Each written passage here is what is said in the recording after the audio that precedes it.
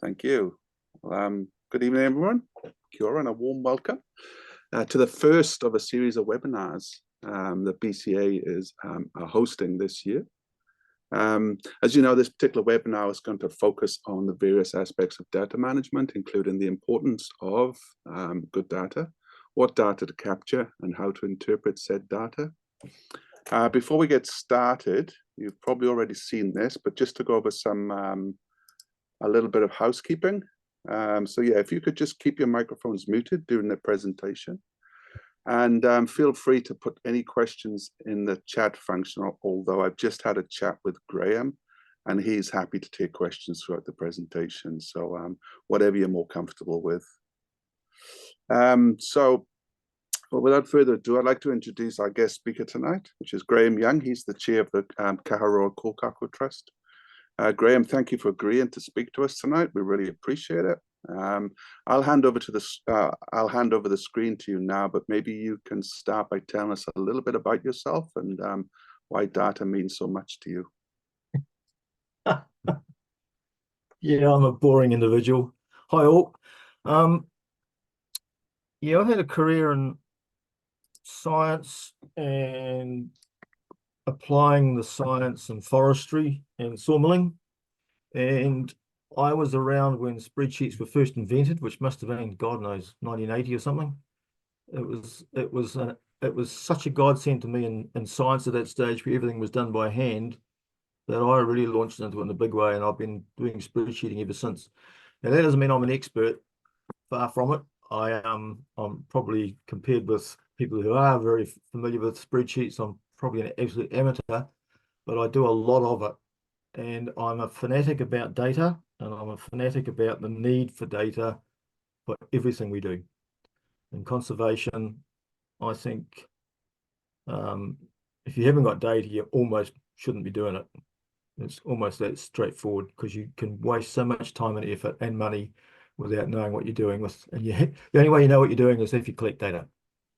So yeah, I'm the current chair of the Kaharoa Kokako Trust. I've been on the trust for about 16 years, and I guess I have really been managing the data for the trust only for about the last 10, when I realized that it wasn't being managed well, mostly because there wasn't recognition of the need. So I'm going to try and show you, if I know how to do this properly, share my screen with some spreadsheets, and as we go through it, I'm going to talk about the need for the data, some of the easy, simple things I used for my spreadsheeting, some of the structures of my spreadsheets, and the sort of stuff you can glean very quickly out of them, and the use of them. So hang on, I'm going to try and share here. If this turns to shambles, we know who to blame. It's me. Right, hopefully you can see. Am I sharing the right way? Yep. Rightio. So currently for Kaharoa, I share a whole range of spreadsheets. This isn't the full list by any means, but these are the things that I would pretty regularly update. And it includes the whole facet of monitoring. It includes our infrastructural system. It includes our volunteer database, bunch of stuff. I'm going to include 4 of these in the discussion tonight, being the ones in red: Kokako census data that we have, our hours that we work, which I think is pretty important, my infrastructure spreadsheet, and my trapping data. And as we go through, I'm going to play with some of this. So I thought I'd start with a classic example of why data is so important. And this graph here is the reason, or the example that I've chosen to show. So the Kaharoa Kokako Trust, as the name implies, is specifically interested in kokako management, although we do tend to do this by an full environmental focus for the whole block, for everything in the forest. And the history for us started in 1986, where there was some research work carried out in the Kaharoa as well as elsewhere, and they did aerial baiting, and as part of that, they did a lot of census work. So the actual trial started in 1990. First information we ever had was 1986, but the actual trial started in 1990. So this early area was in a block called Aisleby block. And a lot of the research to do with pest control and its effect on kokako population improvement was carried out at Kaharoa and Rotoehu and Mapara in the King Country. So all these early data is not the Kaharoa Kokako Trust, it is research work that was being done. So it was a lot of measurement, annual measurement, and then the Kokako Trust started about 1997. So in about here, if you can see my pointer, and measurements were done almost on an annual basis. Then we got a bit blasé. Things were looking pretty good. We added extra blocks. This is the original block Aisleby in blue. We added a block called Anaya West, which I've shown here in red, a block called Anaya East, which I've shown in green. And censuses continued, and then we thought, oh, you know, we're doing all right here, and we're a bit carried away doing other stuff. There was a lot of work involved in these years, 2009, 2010, fixing up roads and getting infrastructure ready for these very important removals of birds. The negative values here represent birds that were captured at Kaharoa and taken elsewhere. So we didn't do a census. Now, the rules pretty well are that you do an annual census. If it's a new population, you do an annual census till you got 25 pairs, so 50 birds.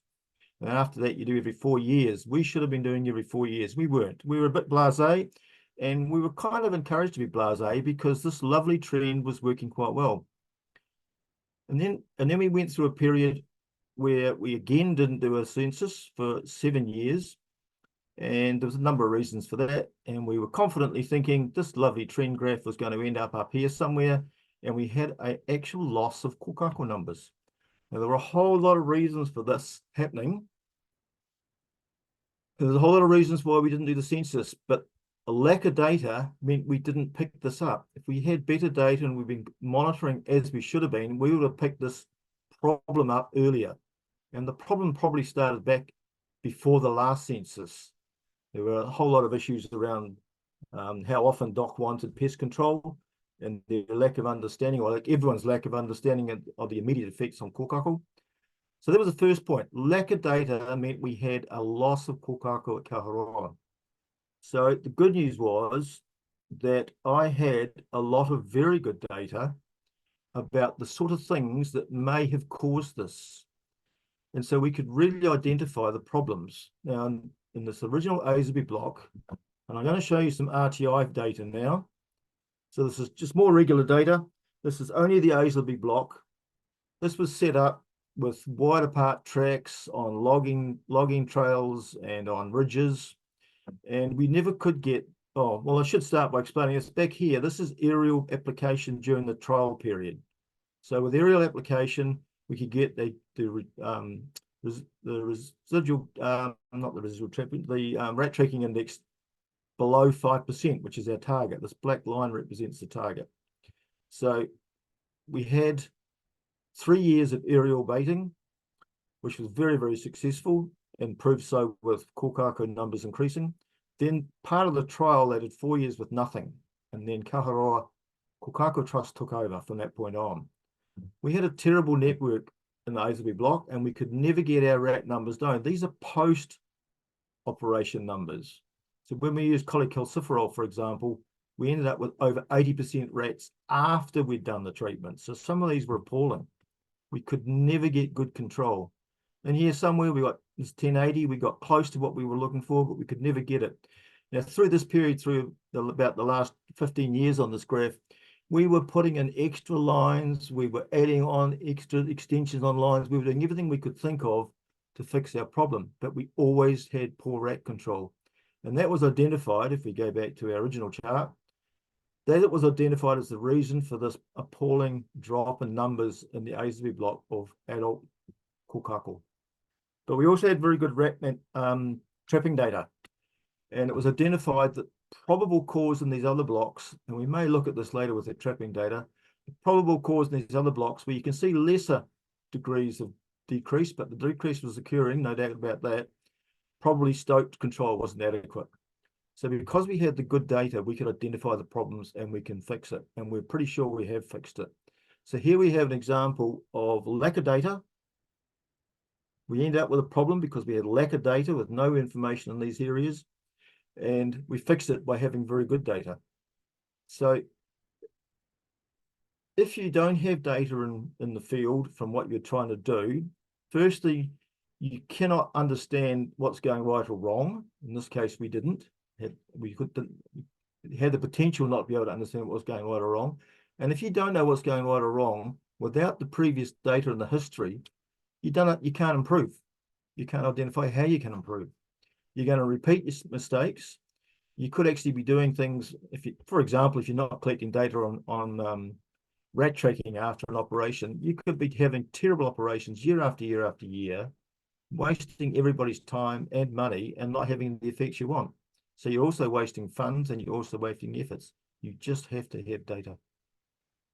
So now I'm going to go from here to another spreadsheet, and I'm going to start to show you some of the simple things I do in spreadsheeting that anybody can do, and with some very simple tools that are available in Microsoft and how you can go about managing your data. So the first one I'm showing you here is what I call my infrastructure spreadsheet. It includes every bait station we have at Kaharoa.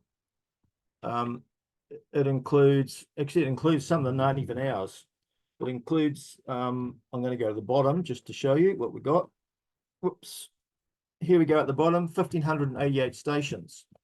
But included in this database, I have got Port Blakely data. Port Blakely support us by having protection on our outside our boundaries. And I include the data in here because I use it when I'm planning pest operations, which they share in. So I'm going to take the Port Blakely data out, and I'm doing it simply with something called a filter. I'm turning the filter off for Port Blakely, and now we go, here's the true number of stations we've got installed, well, on this database, 1,466 at Kaharoa. Now, not all those are current. We have some that have been taken out of use. We have some that are planned. So I'm using the filter again, taking out the ones that don't exist and the ones that are planned, well, the ones that do exist, sorry, the no means they exist, but they're not being used. So now we have finally numbers. We've got 1,379 bait stations shown at the bottom. Now, running across the top, we've got at Kaharoa, we've got the place broken up into 6 different working areas. They have different designation under docks protection, and they work differently because of the terrain we have. There are big gorges, and so you can't get from one to the other. And so some of them are broken up. Some of them have different access. So we have different working blocks that we route to. I think everyone knows what a bait line is. I think everyone knows the station numbers. Our station numbers are mostly distance. So in this case, Graeme, very sorry to interrupt, but the spreadsheet, we're still seeing the old spreadsheet for some reason. Whoa, really? Yeah. I don't. So yours has moved, but ours hasn't. Maybe do I have to go out and in again each time I change the spreadsheet? Maybe, I don't know. I could try that. I can try that. If I can find where to go in and out. There's the old one, right? Yep.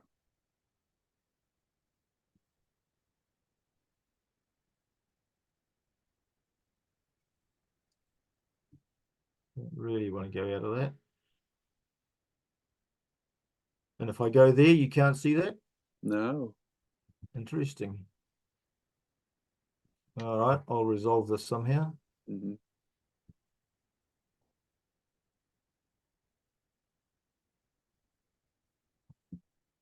Right, screen sharing is now stopped, so I'm going to go back into it.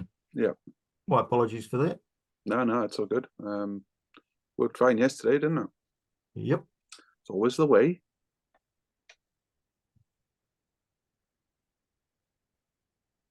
And good evening, Chrissy. Nice to see you. Or not see you, is the case. Thank you. It's nice to make it online. Yep. Okay, that's good. You can see that? Yep. Okay, we'll start again. Well, we'll continue on.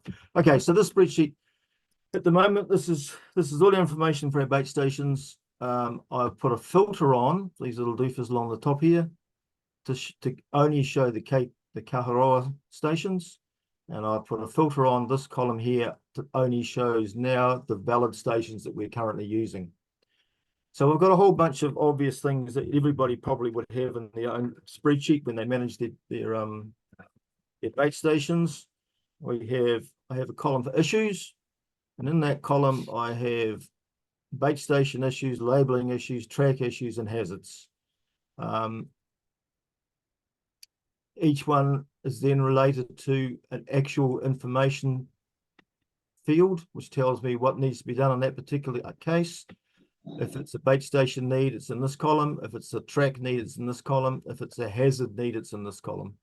So when I'm doing work allocation for work days, and I'm perhaps giving somebody information about a line they're going to do an A's or B, and they're going to get line, we'll go for line A, because it's first on the list and it's easy to find.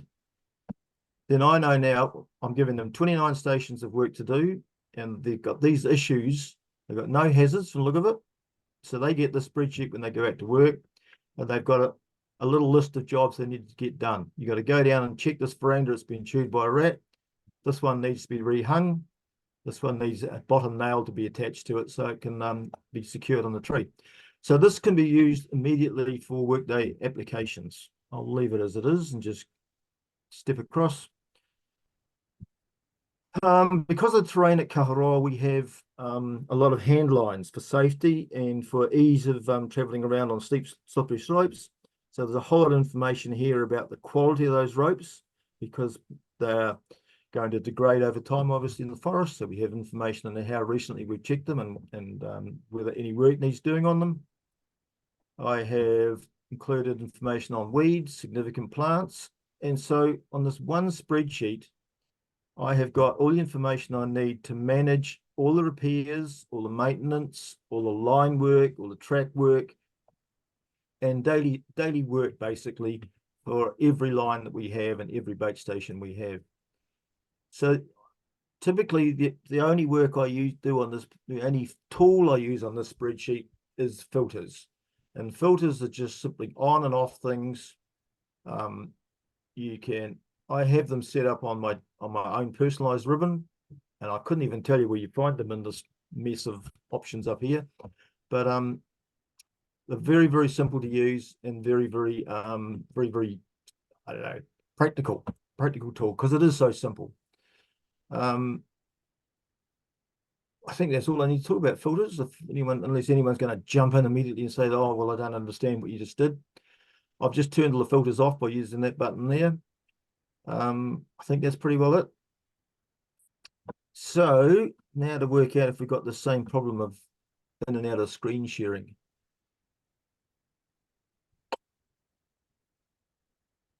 So what I did last time is that, now can you see did a new one come up?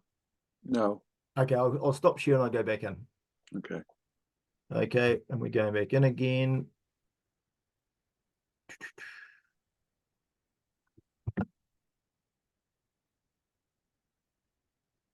Rightio, this time we're back in. Yep. Good. Okay. This spreadsheet, I'm going to use something called pivot tables. It's one of my favorite tools in spreadsheeting, and it's very, very handy for summarizing the data you have in whatever form you decide at the moment. So this whole spreadsheet came about because of Kiritaio and the fact that one of the options on Kiritaio is that you can record work done. So this, on the left-hand side here, I've repeated simply the options that are available in Kiritaio. Now, I thought this is a great idea. This is a great tool. I didn't really see how I could practically use it for the number of people I'm managing on work days and things, but I didn't also like the list. It wasn't particularly applicable to what we did. So I simply built myself my own spreadsheet. And this is how we have ours. Well, I'm trying to compare where Kiritaio talks about line maintenance. I just call that infrastructure. When they talk about bait station work, I'm not sure what that actually means.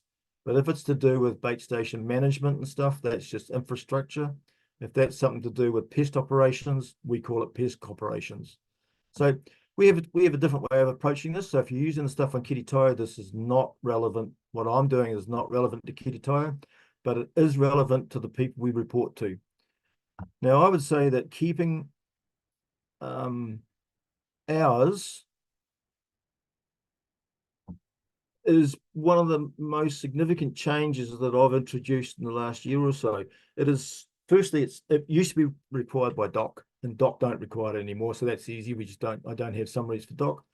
The regional council, who support us immensely well, they would like a result every month of how much work's been put in, and so I have a summary for them, which we'll look at in a minute. But also for ourselves, it's really important if we're doing jobs that we have been funded to do, where we are putting in our own in-kind contribution. This is a superb way of managing that. And it's also a superb way of understanding where the effort is put in. Now, the first thing we discovered is we were under-reporting our hours by probably at least 100%. We'd say we did 500 hours or something, and it would be 1,000. We were way under-reporting the amount of hours we were putting in. We also had no real idea of how much effort and cost we were adding, and value, I suppose, to protecting the forest at Kaharoa. So this is the spreadsheet that I've set up. I've shown Carmel's name and my name. Everyone else I've removed from view because I haven't had permission from these people to show it. But very simply, this is the sort of spreadsheet I always set up so that I can use pivot tables. And you might think that some of these things are repeated. For example, the dates. I've got a year, a month, and a date here, the actual date. I find it much more convenient. You can actually run everything off just a date, but I find it much more convenient in so many ways to have these separated out. And the format I use for month is to include the number of the month, because that means whenever you're doing lists, you can sort by, if you sort by descending order, for example, you'll get alphabetical order and you'll get April 1st. So I just set it up this way because it's simpler for me to work. It may look a bit odd, but it's simpler. I have a field I call type. So there's normal work, but sometimes we're actually doing work for a different entity. So we've got a DOC community funding project that we had. We've got some work we're doing that Western Bay of Plenty District Council has funded for us. So those are identified separately. Who did the work? That's obvious. Their status. Now, under status, I've got quite a few things. We've got BCA people come and visit and do work for us. We've got contract people. We've got DOC come and does bits and pieces. We've got a team from the Tapaweka Tire team come and help out occasionally. There's trustees, volunteers, and we had some significant assistance from Wildlands last year, so they've been included separately. So there's kind of a category of who's doing the work, and then these are the areas that I've separated out. So administration. Advocacy for us has expanded enormously since one of our new trustees took on the job as communications. So a lot of the advocacy work is to do with visits from schools, for example, visits from other groups, but enormously much greater effort in, God, what's that awful program called? Facebook. Oh, I struggle with it. Anyway, so advocacy, monitoring biodiversity, pest ops, trapping, pretty well structured as to what happens at Kaharoa. Now, a different group might have a different structure. We put in the total hours and we put in the travel kilometres, and we have a comments field simply to kind of keep a record of what sort of thing was being talked about. And I'm all over everybody every month making sure that this data is as accurate as we can make it. So then I use something called a pivot table. I'm not going to create one while we're sitting here. I'm just going to show you one. This is a pivot table that runs off the data. And to update it, all I have to do is right click with my mouse, hit refresh, and it recalculates everything instantly. So you enter a month's worth of data or a day of data or whatever you want to do, you can instantly upgrade it, refresh it. So you've always got the latest data in front of you. And we can see from here, I've used, well, I have a value here. I quite like talking about the value we're providing to the environment. So the value here is calculated from standard government rate for vehicle travel and $38 per hour for volunteer hours. And that $38 an hour was taken from a DOC document where they estimated that was the average salaries. And so that's the number they use. So I thought, well, I'll use that. But you could use anything. You use minimum wage, doesn't matter. Whatever you put into your system, you can just, as long as you know what you're doing, you use it. So, and you can see here we have this on a monthly basis. That's the way we report it to the regional council, and that's why it's set up this way. But it doesn't have to be. It could be on an annual basis. And you can change things. For example, with a pivot table, you can say, well, I only want to see all the work that's happened under, oh, I don't know, pick something clever. The Western Bay of Plenty work. And there it is there. So far on that particular project, we've done 77 total hours, done 658 kilometres, worth that amount of money. So it's a very, very good tool for analysing the hours and things you've been doing and applying them to the appropriate project. We'll just go back to all so you see everybody. But also for us, it was a bit of an eye opener to see that we were spending nearly $250,000 worth of effort in 1 year. I think in the past we would have said, if someone said, how many hours do you do for the year? We would have said a couple of, 2,000 maybe.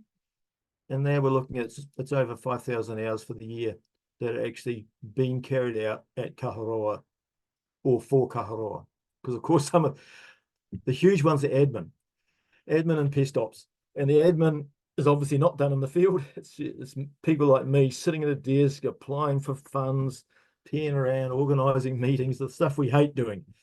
The important stuff, as far as I'm concerned, is this bits and pieces over here. So this again is a very simple structure. It's just a whole bunch of, we'll go back to the data. It's just a whole bunch of headings, and each day for each person there's a row. So 13th of February, Carmel had 5 hours. Someone else had 3 hours. So you can get everything down to exactly what was happening, although it was all a meeting. So you can see what happened on any particular day and how many people are involved. Any level of data you want, you can pull out very, very simple with this thing called a pivot table. For KKT, we would probably mostly use it to identify significant volunteers, how many hours some of the people have been doing for us. A lot of people turn up once because they've heard about it and they come to see what it's all about, and then find they don't come back very often. And so it's a nice way to identify who's regular, who are our main supporters. It's also a good way to pick up on things like who's being overworked, basically. Yeah, who's doing too much, who needs a bit of relief of what the effort's going into it. So that's that one I'm going to have to do. I'm going to shift on to my final complicated spreadsheet, which is my trapping sheet spreadsheet. So if I get out of here,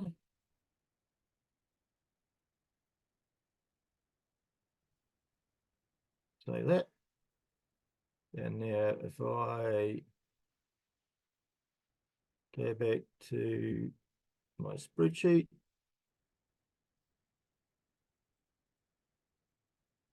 oh bother.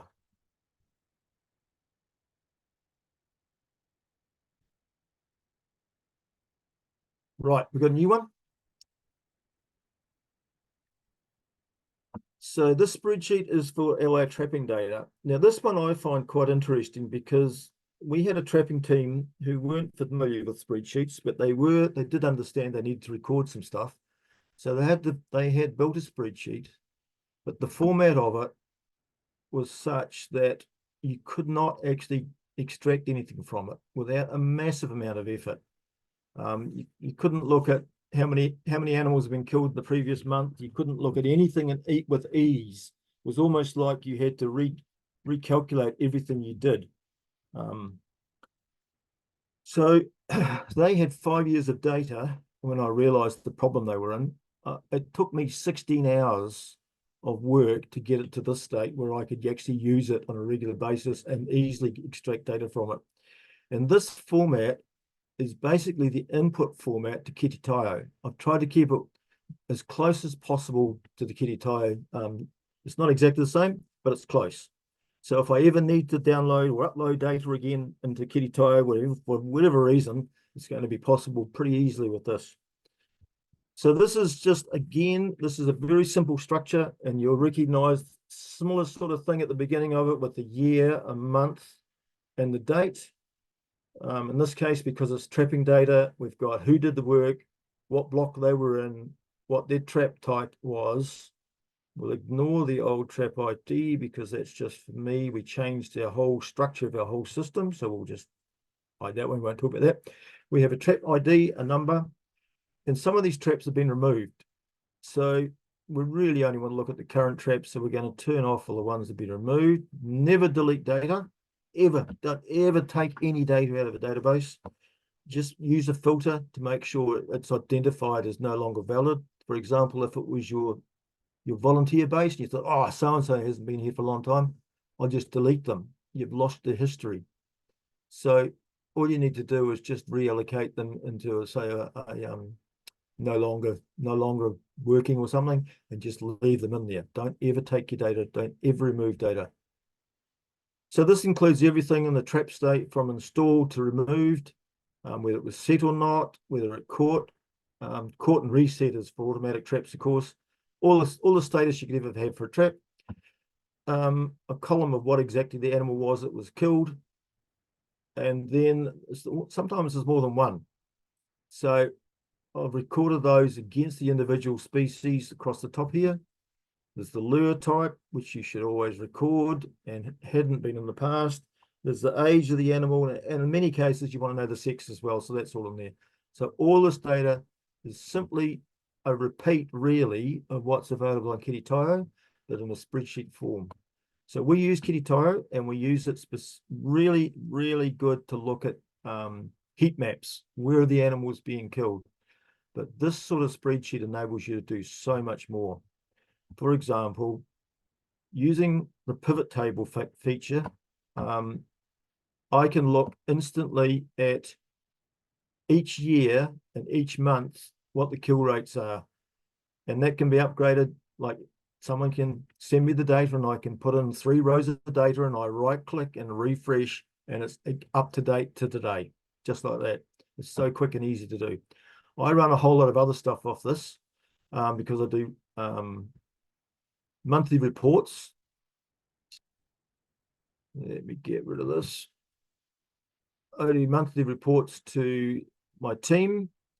And so I have graphs that automatically run off it showing year to date what's been happening compared with the previous 2 years. And I also, oh, this is making my life awkward, this thing down here. And I produce a monthly graph, which is automatic. And this is simply what's happened over the last year, what have the kills been by species across all the traps, all the trap types, and I include the previous month or the previous year's month to the same as this year's month. So this is valid data up to probably all our current May data is not in yet, but this is the current data that we've got. And so that's just a stroke of, enter the data and two keystrokes. I have all that data for every month. I have a whole lot of range of other types of summaries in here, which I'll show you a few of. I also use this, though, to have a valid full list of where the traps are and information about them. And I can use this in the same way in pivot tables to identify things like time since installation and all sorts of things like that. I can look at where the traps are within the blocks, which blocks, so I can look anytime I want to. Even if we shift stuff around, as long as we record it, we can look and I can refresh very quickly and I can see where all our different sorts of traps are, what different sorts of traps we've got, where they are in which block. I can also look at the way the teams work. These are the people involved in our work. We've got 4 teams and these are their responsibilities. So you can work out roughly who's got too much work, how you can shuffle it around. I can instantly look at, and again, this is simply another pivot table. I can instantly look at how long since each trap's killed something in this column here. And it's simply using the data from that first data file and calculating using today's date and then the last date where one of these actions occurred. If it's set but the lure's been taken, you have to assume that it was an animal interacted with it and it's not the trap's fault. If it's sprung and caught, obviously it's working, but also if it's sprung and empty, it's working, but it didn't actually kill something. So this is actually working out days since kill. And so I can quickly skip down here. This is just one type of trap. It's sentinel traps for possums. And I can skim down through this very quickly and go, oh, I've been playing with this before. You can see, hasn't killed anything for 3 years. Probably should be moved or replaced or looked at to make sure it's working properly. So we can actually see information in here very, very quickly about what needs to be adapted and changed. I can also, again, simply another pivot table that I've set up because I want to know how each trap is killing and what it's killing. So that's, I'll just refresh this so it's up to date. So now here I can look at what's been killed by each trap and how many things they've killed. Now, most of those are sentinels, so we're going to take the sentinels out because I'll only kill possums, and I'll take the AT220s out because I'll only kill possums. And the rest will give you the sort of mix that we would get across standard DOC 250s or 200s, and start to see that we have some traps doing very well. It's killed 17 things. Unfortunately, most of them are shipwrecks.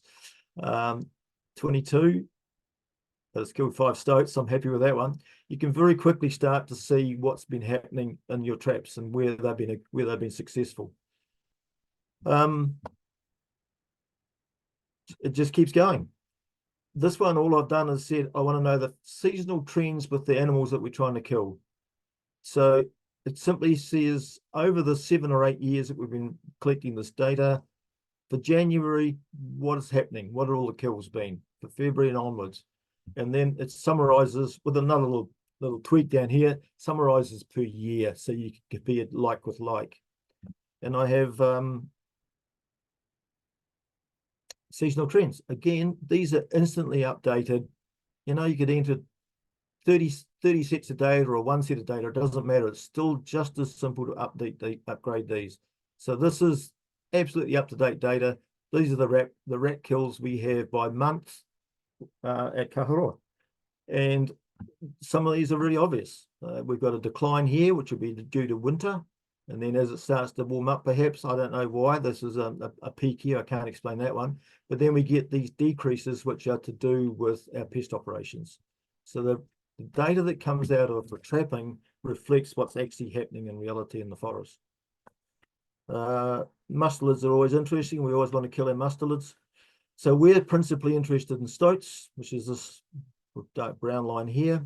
I can see instantly the trend of high over the summer months. As you all know, stoats are most commonly killed in the summer months, particularly after Christmas when the kits are out of the nest, the naive young kits. So you'll always tend to get higher numbers through December, January, February, and we have, just quite normal. But also quite interesting, ferrets. We never get any ferrets after August to December. Don't ask me why. Not particularly interested in ferrets because they're not a problem for us. But there's a distinct trend there.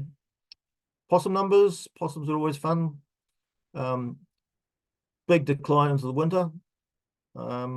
That's about all I can say about that. We haven't been killing possums and traps for long enough to get really good data yet, and so that's only about 3 years of data.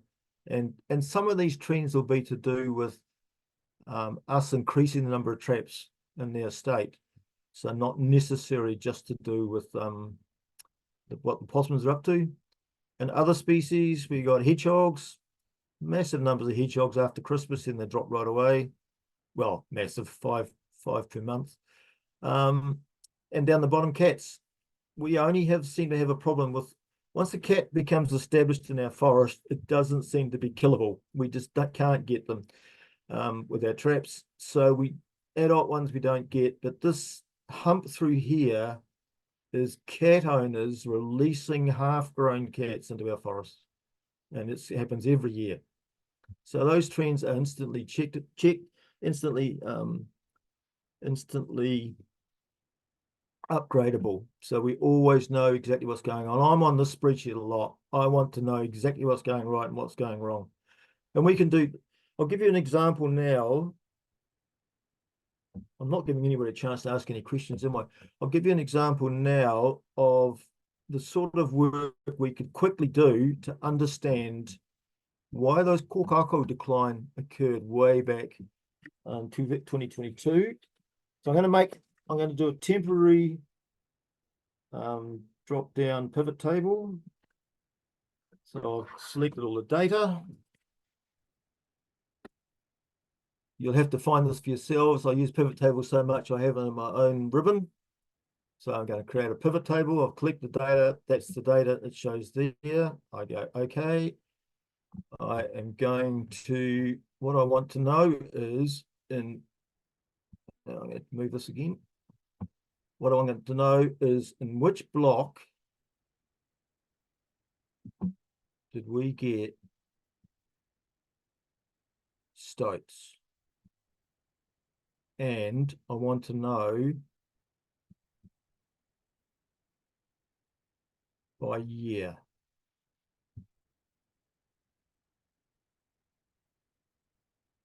I'll shift that there, put that in the columns. Right, so straight away, I have now got, with about 30 seconds work, the full history of every stoat we've killed, the year we did it, and which block they were in. So going back to the kōkako, we knew Aislabie had a lot of rats. And so consequently, quite obviously, we get a lot of stoats in Aislabie block. But we don't think that was the problem with our kōkako decline. We think it was simply the high number of rats. We thought there was a problem with stoats not being controlled well enough in our east, which is this column here. We'll hide Baxter because that's a neighbor.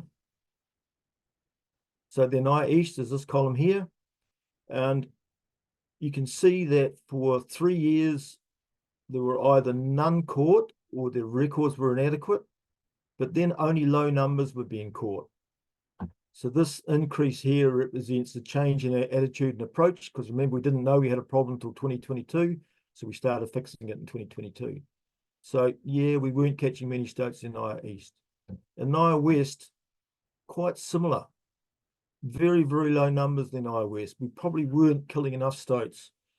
2021 was an unusual year. We had 10, and that may have been a reflection on a very poor rat control, because that would lift their numbers up. So this is the sort of data I use to sort of think, yes, it was probably likely that we had stoat problems. The other possibility is possum problem, but once you got possum numbers down, they don't come back quick, and we use 1080 every 3 years, so it's highly unlikely that we would ever have a possum problem at Kaharoa. I mean, the numbers will go up and down a little bit, but they'll never be high enough to cause us significant problems.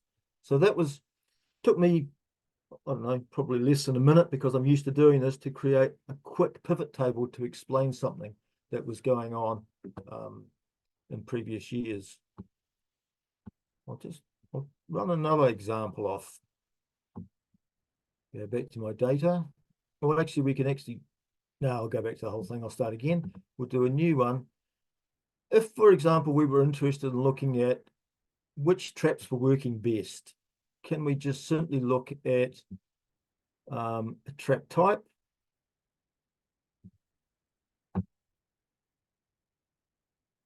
Put that in the columns, and we're actually only trying to kill stoats. We get a lot of by-kill, and we don't like that, but we really are trying to catch stoats. So let's just look at stoats. And we really need to know, that's the number of stoats killed by trap type, but we actually need to know how many of those different trap types we've got. So I'm going to do that by looking in a different sheet, which is the traps list sheet, and doing the same sort of thing, creating a pivot table, and it's asked me where I want to put it. I want to put it in an existing sheet, which I think is that one. Yes, it is. I'm going to put it in here somewhere. Okay, We want to know trap type, and we want to know how many we got. So that's a count. So now we know we've got 6 AT220s, killed no stoats, not surprising, 22 DOC 200s, 30 DOC 250s, and so on across the sheet. So now we probably need to change these into percentages to understand how we're going. So I'll quickly do those calculations, because these are different data sets, obviously, and have different proportions. So I'll quickly do this. Bear with me. Equals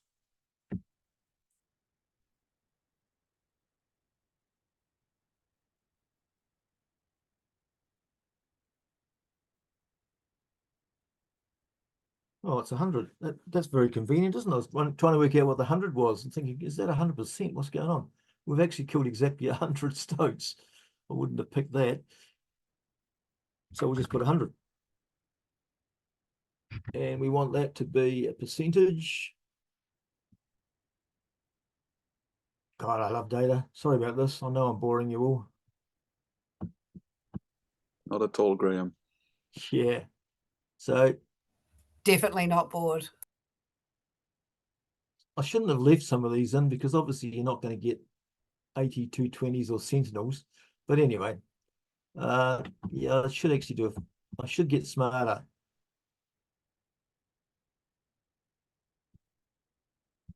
Let's take out the cat traps. Let's take out the D-rat only for rats. Let's take out the AT220s. And let's take out the Sentinels and the Trapinator. Yeah, I'm not really impressed with Trapinators. Now, something I took out actually killed a stoat. I don't know what it was. Okay, we're gonna have to do the same here to match them up, aren't I? AT220s. Take out the D-rats. Take out the live capture traps. Take out the Sentinel and the Trapinator. That should line up. No, oh no, what have I done? Double set, double set. Oh, I haven't taken the live capture out there, that's what it is. Okay, I'll do all this again now. Get rid of that rubbish. So we got 99 and not the 100, so we'll change this formula to 99. So now we got the percentages.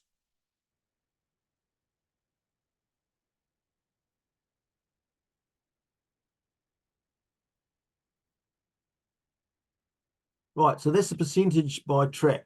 The number of stoats, we got 13% in the DOC 200s, 71% in the DOC 250s, 1% in the double set, and 15% in the double set DOC 200s. So if we do the same down here, the difference will tell us how well each individual trap is doing. So what do we got here? We've got B17 divided by 91. We want that to be a percentage.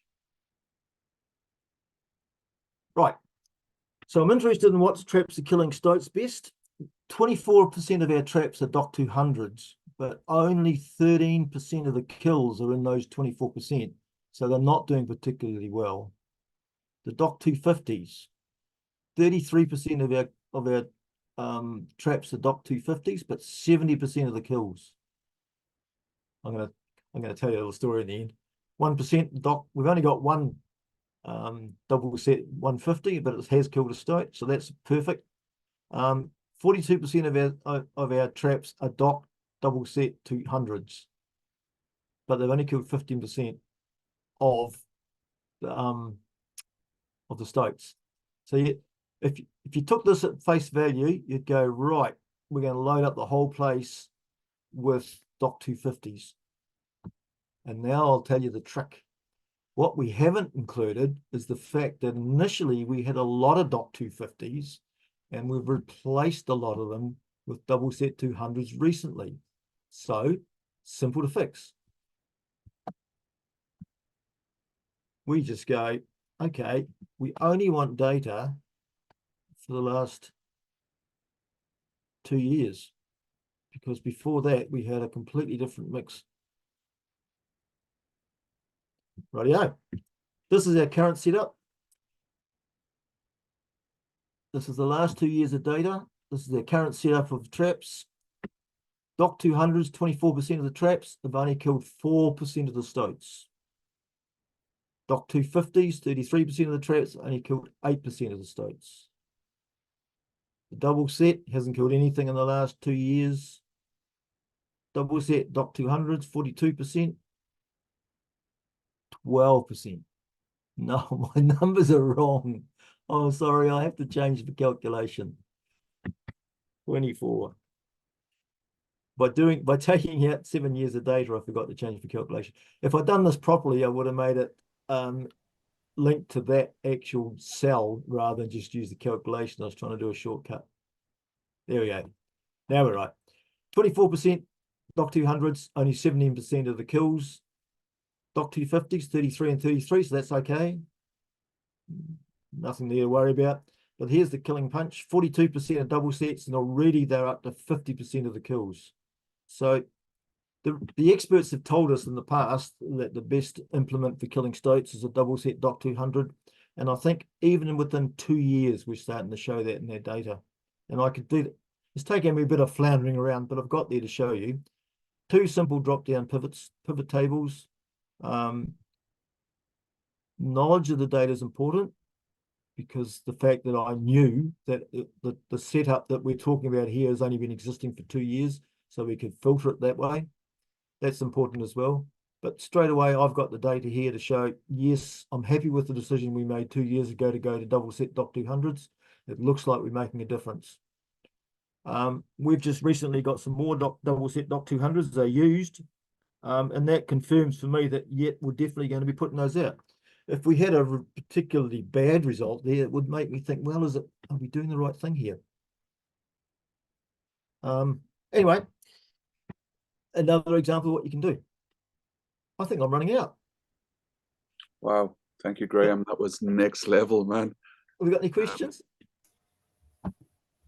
That was so cool. I do have one question. It's a very simple one. I'm assuming you only have control of the data entry and nobody else gets to put numbers in here? Yeah. Yes. Yeah, spreadsheets are lovely things to play with. We had a few years ago, quite a few years ago now, our chair decided that I had too many responsibilities and she was going to distribute some of them. And she distributed their database of volunteers to one of the other trustees who wasn't particularly familiar with spreadsheets.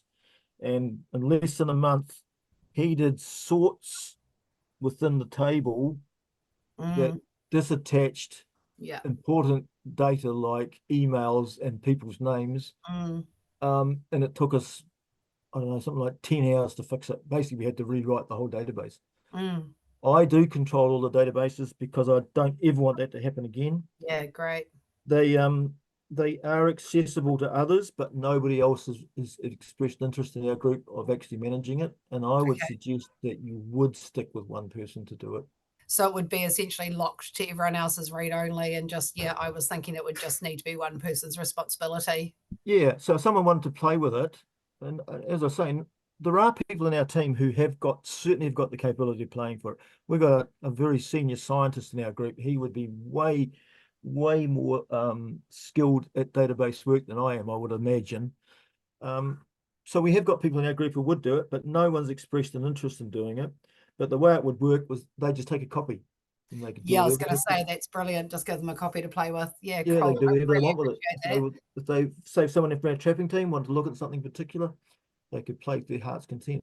Yeah, fantastic. Thank you. I really appreciate the time. This has been great. We have got a volunteer who does our camera monitoring. We've got about 24 cameras out, I think. So every month he's collating data from that, and he does run his own spreadsheet. He just sends me a copy each month. And I sometimes play with his copy and sometimes pull it apart and do other things with it. But so it's not like, it's not like it's rocket science that no one else can do. But it is best to have one, I don't know, data manager, I guess. Yeah, I think I'm toying with the idea of using Google Forms to get them to feed it into basically a dump spreadsheet and take it from there into something more formal, Yeah, so that they feel like they're contributing. I've come across this problem as well. I would love to be able to share online in a regular way access to a Microsoft spreadsheet. I'm old enough to be, makes it difficult for me to adapt to anything else. And I've seen Google, what do they call Google something? Google Sheets. Sheets, is that what it's called? Yeah. I hate them. They don't, there's so many things that are different, and that they don't do some of the things that I use all the time, and so I just won't use them. Yeah, I just Googled whether it does pivot tables. But they're superb for handing stuff around, aren't they? And I don't know much about that stuff. I don't. And also protecting against backups and things like that, as long as, you know, it doesn't close down. But yeah, thanks. I really appreciate that. Yeah, it's been great. Yeah. I'm not sure what else. I mean, there's lots of other tools you can use in a spreadsheet for data analysis. I do a little bit of regressional analysis. I used to do a lot of, what are they called, subtotals, but I find the pivot table option just gives you so many options, because you can build really specific detailed pivot tables to answer a question. So I use that a lot. But the key is data. You've got to have the data, and you've got to have a history. Otherwise you can't do things like trends through time. You can't do things like solve problems, fix issues, and you can't do things like understand your priorities. Like my infrastructure sheet really tells me exactly what's got to be done in every area. Things like, you know, contractor comes back and he says, "Oh, these 6 stations had fallen off the trees." Well, then all you have to do is enter that data into your spreadsheet. You don't have to fix it immediately. You have to fix it before he goes back to do more work. And so then you've got a list of jobs that are critical. You know, a bait station off a tree is critical. A bait station with a little hole that's been gnawed in the veranda, you can probably live with. But so you fix the critical things first. So it's a prioritization of work. You've got to have numbers. I know I'm a fanatic, but you've got to have numbers. We've just had a couple of comments come through, Graeme, from one from Amanda. This is amazing info to learn. Thank you. And we've got a message from Dave, the guru himself. It says, "Thanks, Graeme. I use my Excel spreadsheet all the time for sentinels and possums, what traps catch, and installations that work, like running board or lure, etc."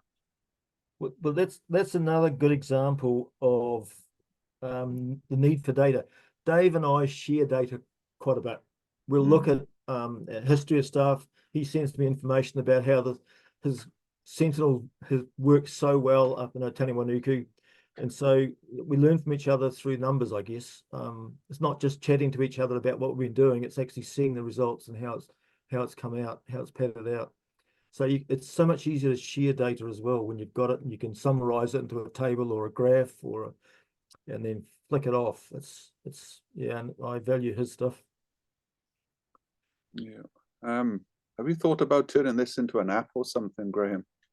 Oh no, I struggle with anything that's out of the ordinary.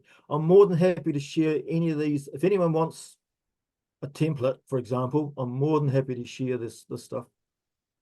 Flick them out to anybody who wants it or thinks that they might have an application.